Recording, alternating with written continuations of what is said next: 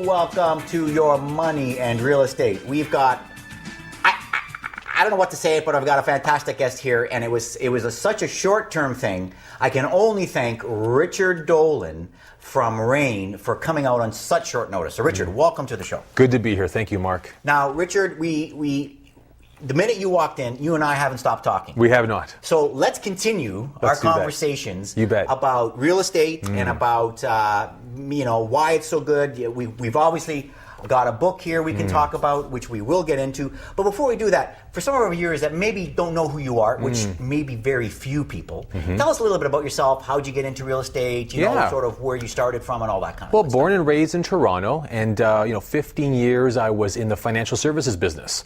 I grew up loving money. I grew up wanting money. Wait, you're the only guy that grew up loving money. Yeah. Who else loves money? I was really addicted to the idea of making a lot of money and just couldn't seem to do that. Right. And but sure enough, I learned the ropes and took the courses and took the classes and began doing that. But in some way, shape, or form, the stock market, the financial services world, the mergers and acquisitions really began to weather me out. Okay. And I found that after the last time I had my contract purchased out and shares being exchanged for cash, I said, I'm out. I'm absolutely done. I'm tired of the transitions. I want to become a father, which I now am to my little boy, Mateo, and thought I just wanted something stable. I wanted something consistent. How long ago was that? That sort of epiphany? That was about 6 years ago. 6 years, okay. And so my son is 6 this month. And so with all that being said, I couldn't look that far because real estate was staring me straight in the face. Got it. When I looked at all the rich people that I had managed money with, when I interviewed people who had done very well, who grew businesses or created wealth, they either stayed wealthy or grew wealthier because of their real estate positions. So it was right there and staring me right in the face. So as a result, I got into real estate, started with building some offerings and syndications, got involved with developers and such, but began to slowly realize it wasn't about being a service in real estate. It was about owning some real estate. Sure. And that's how I began to enter into the real estate space. Not just doing it for others, but doing it for myself. And that's when wealth began to really follow me. And that's where I began to really grow a very short but very poignant rise in real estate. Good for you. Now, we've had some guests on that, exactly like yourself, come from the financial service industry, but offer what we call alternative options in real estate. LP structures. You mentioned developing. You mentioned opportunities for other ways. Is it that you couldn't offer them just because maybe you work with, I don't want to use names, but they don't offer products. Your banks and your typical investment houses don't offer real estate investments because they can't control them. But there are what we call exempt market dealers that do that. So when you were a financial advisor, I guess I want to ask, were you in the large pool of your typical guy, or were you more selective? Well, I was actually, the role I played in the financial services world was I was really an advisor to financial advisors. And so my clients were in fact financial advisors. So I never actually managed money. I never had customers who were in fact the mom and pops of Canada, who were summed up into 3 C's: cheap, conservative, and chicken. You were talking about the average financial advisor who was looking on how to build and grow their business. Got it. So what was interesting about that was I was noticing that fewer of them over time was investing in the stock market itself. Fewer of them were buying stocks, bonds, mutual funds, puts, calls, and warrants because they themselves were losing faith in this mechanism called the stock market. Okay. So for me, understanding that there's products and services like the ones that you mentioned, it wasn't about chasing the return on investment. It was about getting a return back to living. And when you look at a lot of people who get into real estate, like myself, it was about getting back control. It was about getting back comfort levels. It was about making sure that I was doing all of the things I needed to do to hedge out all the risks that were important to me. It wasn't about stock market volatility or if prices were up or down. It was being able to sleep really well at night, knowing that over the next 5, 10, 15, and 25 years, what I put aside will be there when I need it most. Security. Absolutely. And so as a young father, and as someone who didn't come from, the lucky sperm club, if it were, I really needed to make sure that I did all I needed to do to ensure that over time that I was able to build a wealth that was important for me and my family. Okay, so I guess we can use that word risk tolerance. Your risk tolerance changed, and I guess would you say that that financial world? You mentioned the word control. You mentioned the word I guess security. Were those the two biggest factors? Like for people out there that obviously they've got RSPs, they've got money sitting somewhere. But talk a little bit about risk tolerance. Well, risk tolerance isn't so much about the loss of return or even a perceived loss of return. Being able to mitigate risks and be able to regain control is about being able to play a larger part in the way in which it goes. And so for people who play the stock market or those who invest in the stock market, they really surrender a large amount of control over the way it goes, the flow of information they get, access of information they have to understand and fully comprehend the facts at play. And sometimes this thing called the stock market, as Warren Buffett once said, it's not the most rational of places. Sometimes great news processed by a very frugal and or skeptic market devaluates an entire stock portfolio. So need not look too far back in history to see that very thing happen. Real estate's a very honest, truthful place where it's worth what it's worth. It's worth what the market will bear for it. And it's worth equal to and in proportion with the value you create for it. And that to me is a real place to be. And I think that's what a lot of people, including myself, are really in search for. Let me just invest my money in a very honest and authentic place where I can touch it, feel it, and know for certain, or at least near certainty, it'll go up in time. Well, I know that a lot of our viewers and the bulk of society is baby boomers. Baby boomers have already experienced, they look at their portfolio, RSPs, and go, honey, looks like the only thing we made money on this year was our home because we paid down a mortgage. And oh, by the way, it appreciated by a lousy 5%, but you're looking at a $500,000 home appreciating at 5%. That's an okay return. Now, I hate using appreciation as a form because that's a little bit of speculation, but let's just keep it that people understand real estate. People who own homes, who are the majority of the investors, because as we know, sources of equity, sources of understanding, they get real estate. It's a lot easier to understand another home because when you own one. Well, look, my parents came from different parts of this world, as I'm sure some of our viewers have as well. And the first thing they did when they came off the plane or the boat or the train, it wasn't, hey, where do I get myself a stockbroker? It wasn't, where do I go and invest in some mutual funds? It was, where do I first buy a home? Where do I first buy some real estate? Because they know that whatever part of the world they came from, that was the place that wealth was both grown and preserved no matter what. And so it's an absolute insulator of multi-generational wealth. And you speak about baby boomers.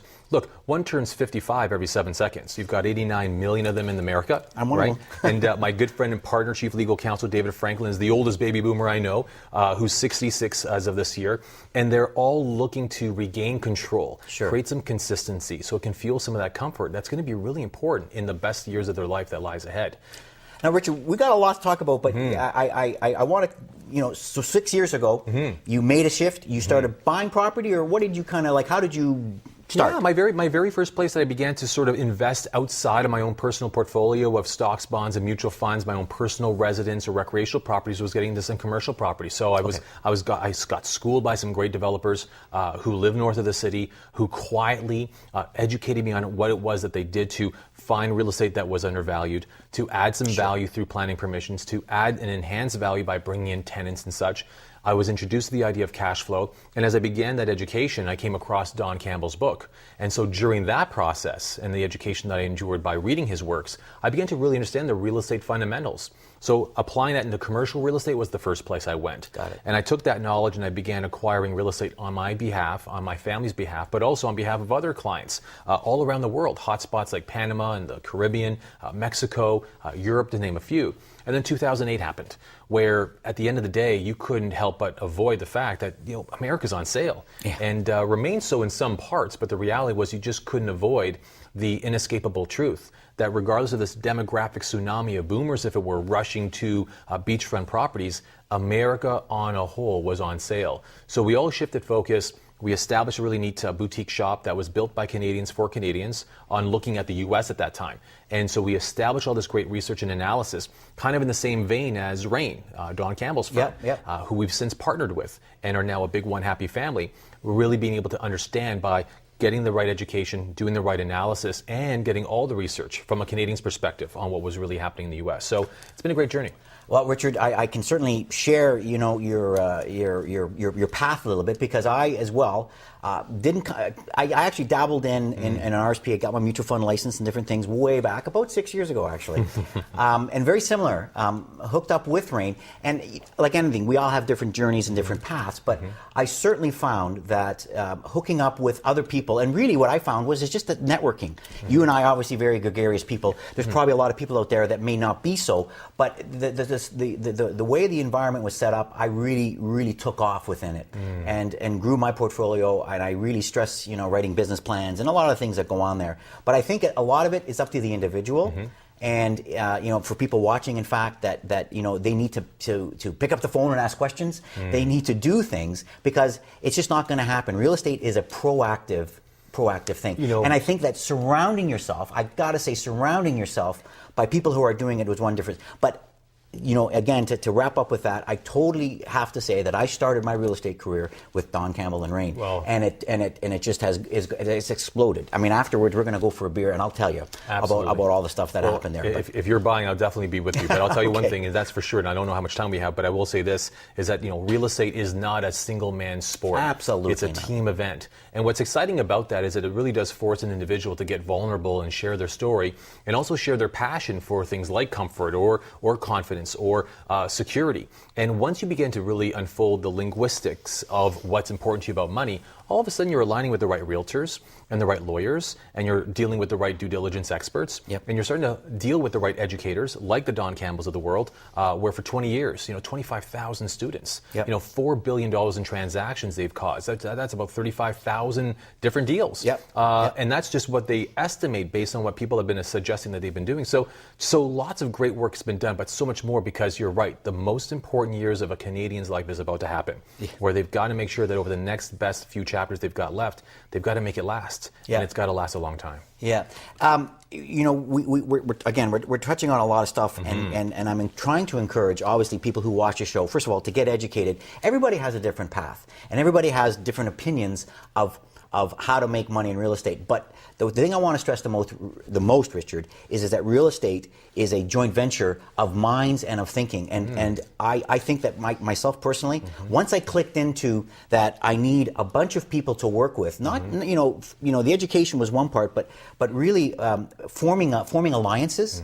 My best deals have come from friendships and people that I've opened up to, as you say, up to, and said, hey, let's sit down and talk real estate. And just like what we're doing now. And that's how deals are done. So, to encourage people, obviously, who are watching, to say, hey, guys, we're not trying to say join a particular group. We're saying start talking real estate to anyone that'll hear, which is 90% of the world, and you're going to make a deal. And then it starts from there. And then, one guy connect you here and one guy connect you there. But I do want to talk. We're going to take a break shortly, but I do want to talk a little bit about how this thing came about. And you seem to alluded a bit to that.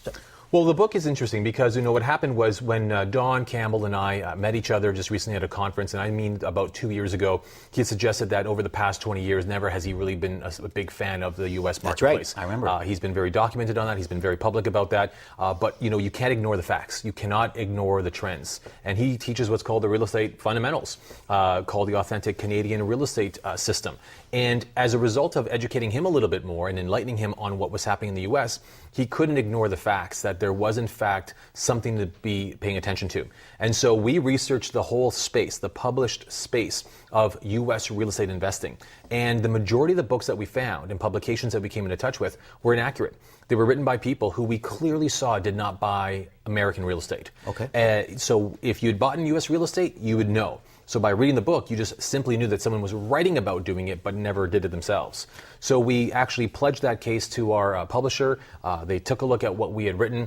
They saw that it was a very thorough, as Brett Wilson, one of the Dragon's Den's folks said, this is the absolute Bible for any Canadian looking to buy in the U.S. And so that's what we did. So creating the book was really the culmination of Don's motivation to really round out his education, his analysis and research when it comes to all things real estate. David Franklin, who's the cross-border legal expert, and myself, just kind of leading the champion on getting yourself educated. Richard, you're touching on so many things. I want to take a quick break, and we're going to get right into buying U.S. property with Richard Dolan on Your Money in Real Estate. See you shortly.